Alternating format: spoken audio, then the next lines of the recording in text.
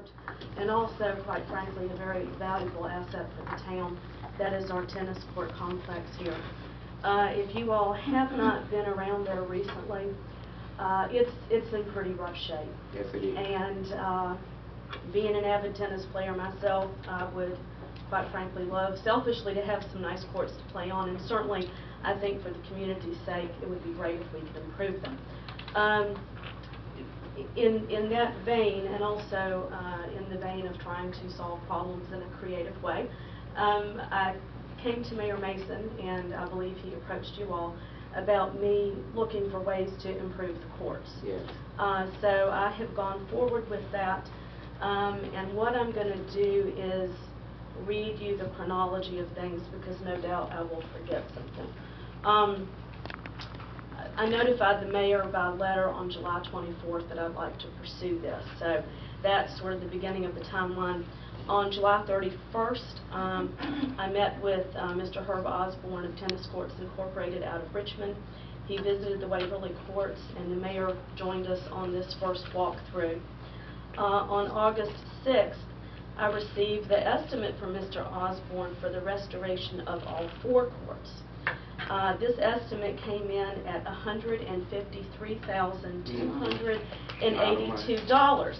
And that's what happens when something sits for 32 years without attention or resurfacing. Right. You know, 32 years ago, I looked pretty good too, but I'm telling you, you know, time is not your friend. But anyway, on August 7th, I forwarded this estimate to Mr. G.G. Gray because, as you all, I'm sure, do know that Senator Gray built those courts in 1980 and gave them as a gift to the town.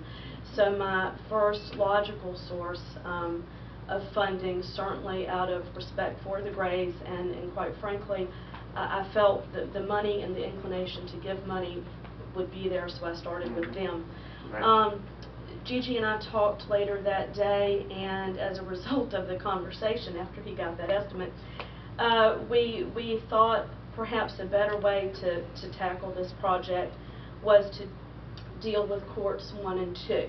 Those are the courts closest to the street, right. The 2 courts in the best shape. Mr. Osborne from Tennis Courts Inc. is coming back later this week. We're going to do a second walkthrough with our focus on courts 1 and 2. The driver of the $153,000, quite frankly, was the condition of the back courts. The tree roots have torn them up so badly. You're basically looking at a dig up and a relaying of the court. So I think the approach to sort of tackle 1 and 2 separate apart from the back is a good way to go. We can tackle the project in stages, so we don't need to secure the entire huge chunk of funding, but we can begin the improvements. Secondly, the new municipal park plan, which I think is a lovely plan, calls for divided tennis courts, if you all have seen that plan. So logically, we can proceed by stabilizing and improving the most playable courts, and also immediately tackle that and think in mind of the future park plan with the bifurcated courts.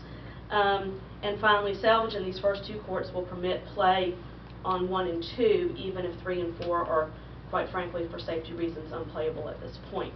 I've also contacted another highly recommended tennis court contractor, World Class Courts, also out of Richmond, to come give us an estimate. I'm trying to schedule that with him now. And I'll be brief. Where are we with the funding? My discussions with Mr. Gray indicate their foundation will be willing to give substantial help with this project as it fits the foundation budget. I've spoken with a member of the Board of Supervisors who indicated the county may be willing and in a position at some point to give some funds to the first phase restoration of 1 and 2, courts 1 and 2. I've also spoken with members of both Waverly and Wakefield Ruritan clubs about contributing to the project.